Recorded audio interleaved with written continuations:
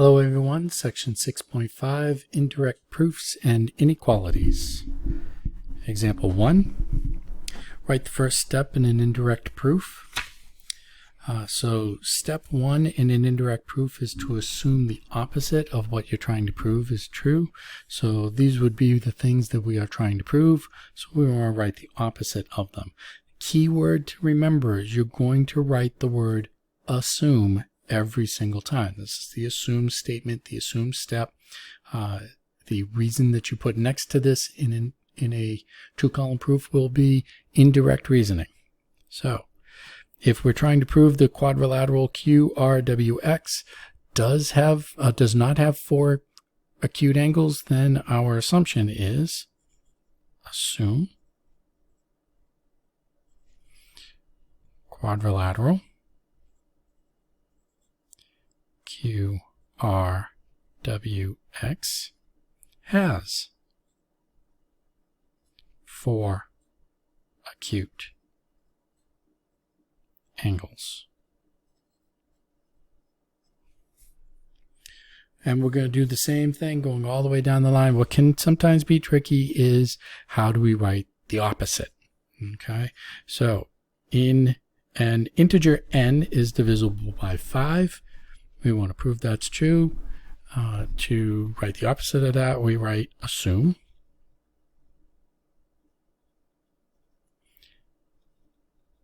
an integer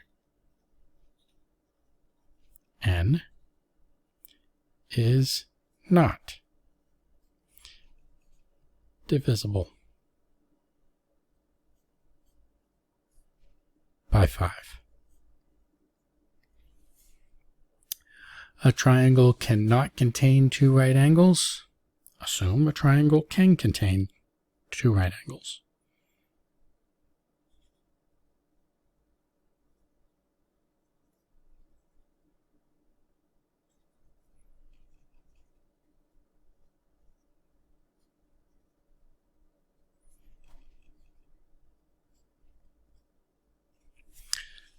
All right, part D. It is raining outside. Assume it is not raining outside. So to save some time, I'm not going to write out each and every one of these. You've seen them written in the answer key, so you don't have to watch me write them. So part D, assume it is not raining outside. Okay. Part E, angle J is not a right angle. Assume angle J is a right angle. Part F, triangle PEN is isosceles. Assume triangle PEN is not isosceles. Part J, at least one angle is obtuse. Assume that none of the angles are obtuse. And part H, segment 8XY is congruent to segment AB. Assume XY is not congruent to segment AB. And again, I wrote this with notation. You could write it out in words like it is written out in words in the answer key. Part I is the only one that is a little bit tricky, and it's only slightly tricky. The opposite of measure of angle 2 being greater than 90 degrees is not this. So assume measure of angle 2 is less than 90 degrees. This is not 100% correct. It's close, but it is not correct. What we've left off here is the possibility that angle 2 could be equal to 90 degrees. In what we're trying to prove, it can't be equal to 90 degrees. So the opposite of that has to include that it is equal 90 degrees. And the reverse would be true if this had said greater than or equal to, then this one would be strictly less than. All right, example 2. Identify the two statements that contradict each other. So statement 1, we have triangle ABC is acute. Statement 2, triangle ABC is scalene. And statement 3, triangle ABC is equiangular. Can a triangle ABC be acute and scalene at the same time? Sure, I could come up with 3 acute angles that add up to be 180, and not one of them is the same length, making it scalene. Can triangle ABC be acute and equiangular? Sure. If it's equiangular, then all 3 angles are the same. They all add up to 180 degrees. That makes each one of them 60 degrees, makes each one of them an acute angle. So 1 and 3 definitely happen at the same time. Can triangle ABC be scalene and equiangular? Can we have all 3 angles be the same and none of the sides be the same? Nope. So Roman numerals 2 and 3 cannot happen at the same time. They contradict each other. All right, part B. P, Q, and R are coplanar. They're on the same plane. P, Q, and R are collinear. Can they be on the same plane and be on the same line? Sure. The measure of angle PQR is 60 degrees.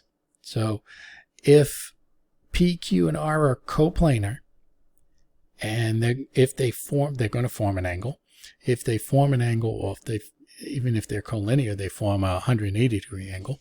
So they're going to form an angle, angles P, Q, and R. If they form a 60 degree angle, can they still be on the same plane? Sure.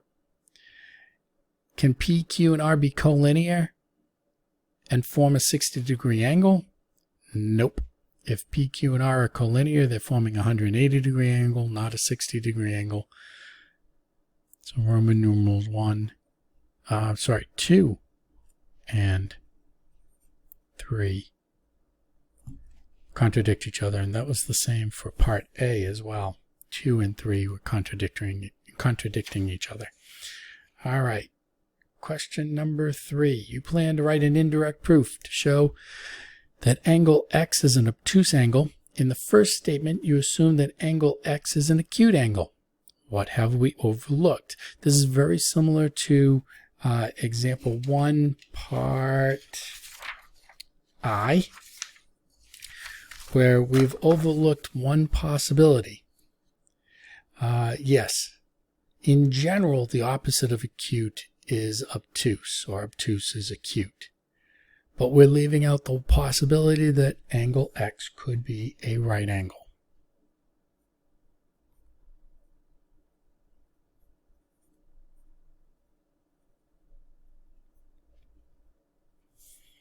And that's the part that we've overlooked. All right, we're going to write an indirect proof. Line L is not parallel to line K.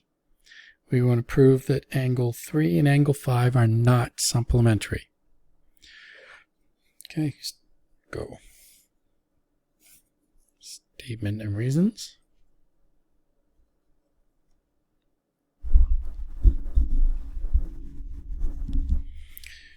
Statement 1. If we're doing an indirect proof, our first statement is not the given. Okay, this is different from a regular proof, from our straightforward direct proofs. Usually our first statement in a direct proof will be to rewrite the given information and put given, but in an indirect proof it's not. Indirect proof step 1 is to assume the opposite of what we're trying to prove is true. What is it that we're trying to prove? We're trying to prove that angle 3 and angle 5 are not supplementary, so our indirect statement, assume. Yes, you have to write the word assume every single time. Angle 3 and angle 5 are supplementary. And again, our reasoning here is indirect reasoning.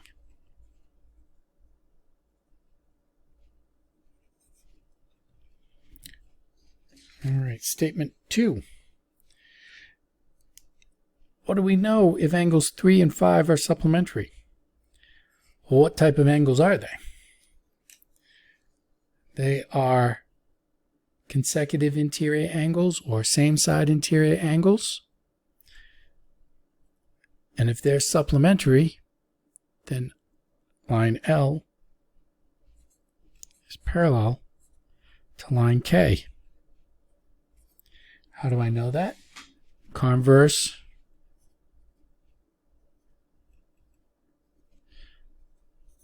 of the consecutive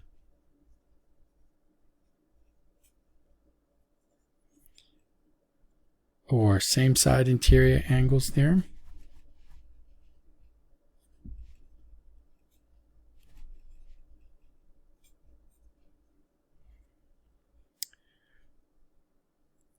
Statement 3. We haven't used the given. Line L is not parallel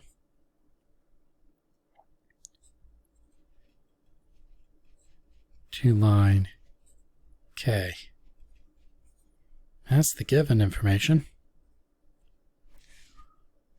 Oh, I think we've reached a contradiction.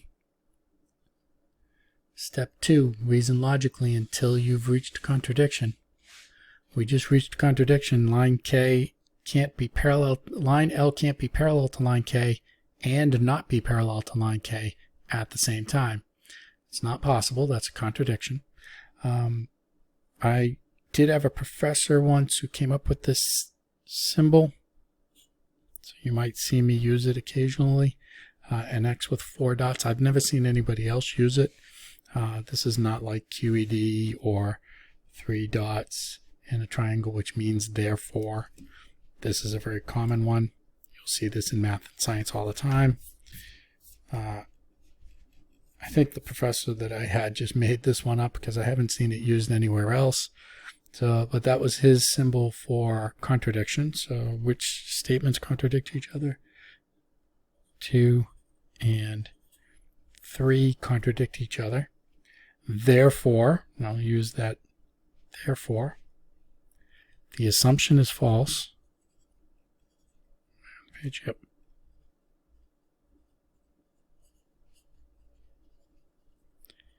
Is false. And angle 3 and angle 5 are not supplementary.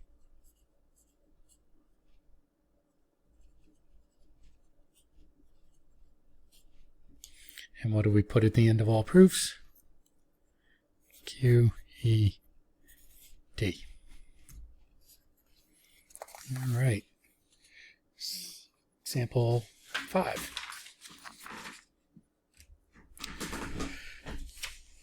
List the angles in triangle ABC in order from the smallest to the largest. So we are not given the angle measures, but we are given the side lengths.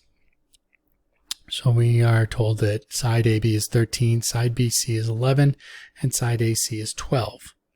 We know that the triangle longer side theorem and the triangle larger angle theorem say that the largest angle lies opposite the longest side and vice versa, and the smallest angle lies opposite the smallest side. So if we're going from smallest to largest, we got to find the smallest side, BC. Now we could draw the picture here, but I'm not going to, because if side BC is the smallest side, then the smallest angle has to be the one letter that I didn't use. BC is the side, angle A is opposite it, so the smallest angle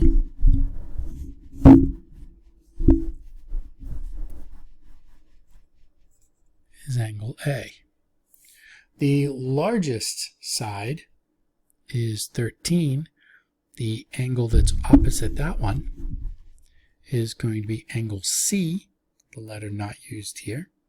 So angle C is the largest angle.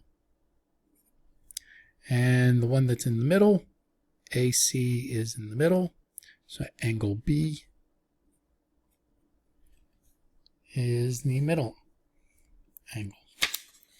All right, example 6. In triangle ABC, angle C is a right angle. Which is the longest side? Well, if angle C is a right angle, it's a right triangle. The other two angles have to be acute because we've already got 90 degrees. And if I'm going to add up to 180, the other two can't be right angles, and they can't be bigger than right angles.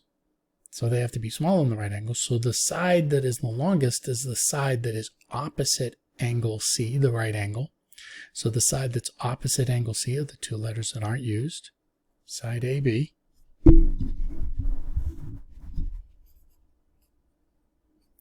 Side AB is going to be the longest. Now this is the reason that the hypotenuse is always the longest side on a right triangle. So I know that's something that you were told back in middle school, but you didn't know why it was the hypotenuse was always going to be the longest side. Now you do. Example 7, list the sides in triangle ABC in order from shortest to longest. So again, I'm not telling you the lengths of the sides, I'm just telling you the measures of 2 of the 3 angles. We're going to have to figure out the measure of the third angle. So we have angle A is 59 degrees, angle B is 61 degrees. I think that leaves us the measure of angle C has to be 60 degrees. If we're going to add all these up, 61 and 59 does give me 120. So I need 60 to fill out that triangle. So now we're going to find shortest to longest. So the smallest angle here is 59 degrees, angle A. What two letters are not used here to make angle A? That would be angle side BC. So BC is the shortest side.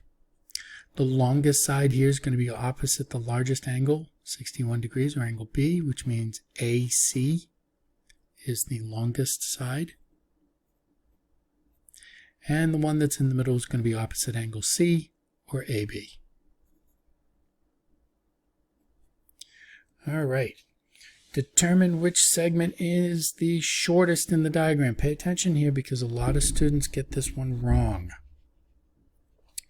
We have 95 degrees here. That makes this one 85 degrees. If this is 95 and this is 40, that's 135, giving us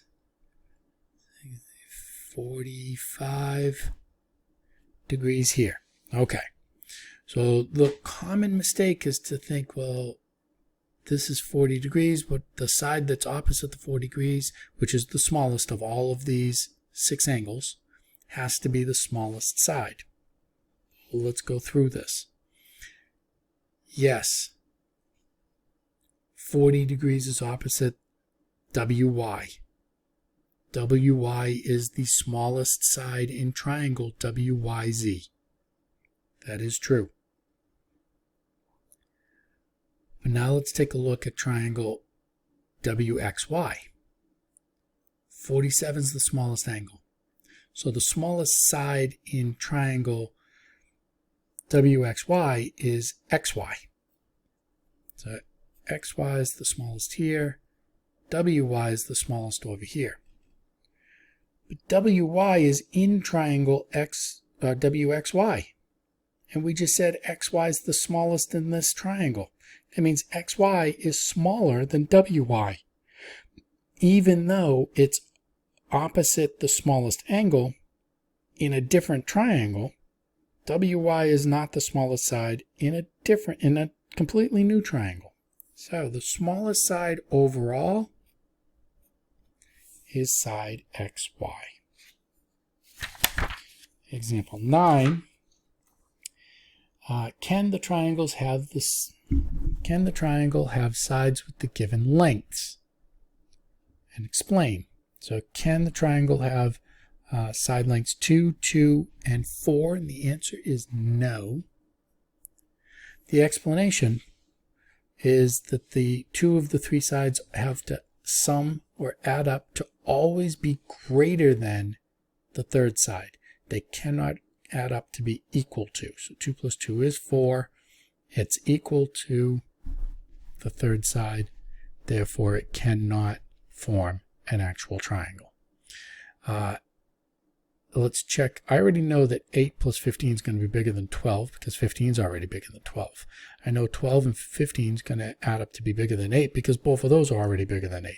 You only have to check the two smallest sides to see if they add up to be bigger than the bigger side. So 8 plus 12 is 20. 20 is bigger than 15. Yes.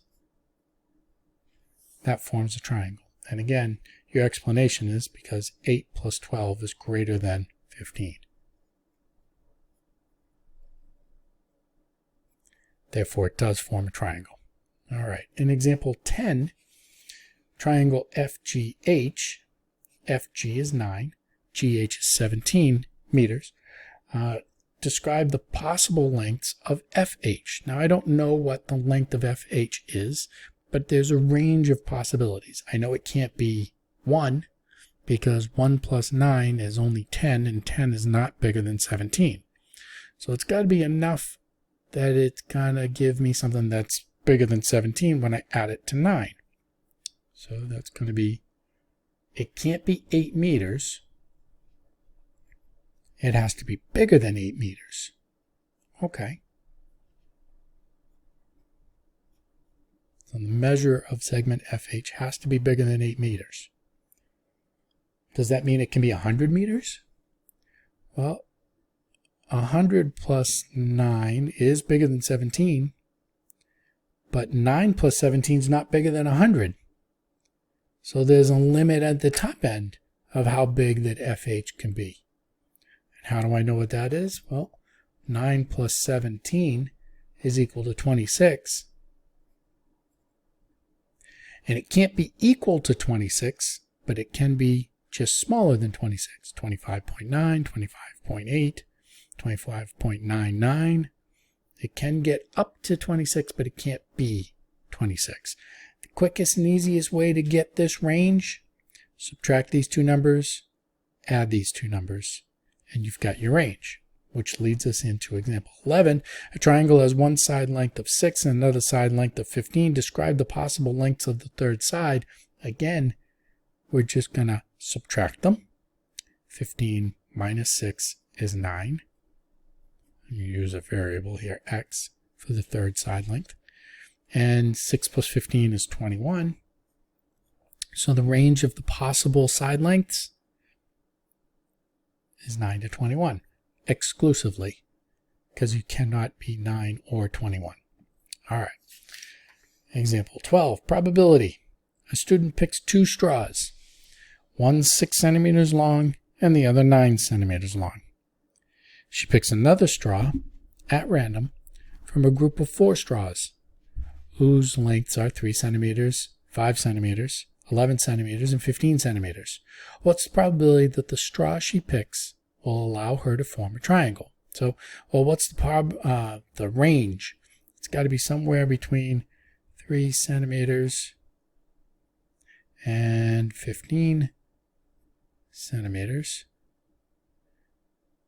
We'll call this y for the third side. And of this group, can't be 3, can't be 15. 5 and 11 are the only 2. That's 2 out of the 4 possibilities, or 1/2, or 50%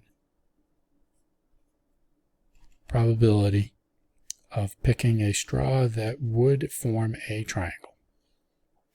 Example 13, we're going to use the measures of angles 1, 2, and 3 to complete this statement. Largest to smallest angles. So we're going to put the angle measures in order from largest to smallest. So if we take a look at this, now angle 1, we actually know the actual measure of it because this is an isosceles right triangle. I know angle 1 has to be 45 degrees.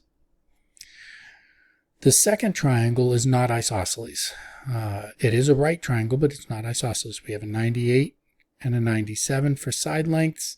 So that means that angles 2 and 3 are not the same length. But I know something more. I know that angle 3 has to be bigger than angle 2 in this particular case, because 98 is bigger than 97, going by the opposite side and opposite angles.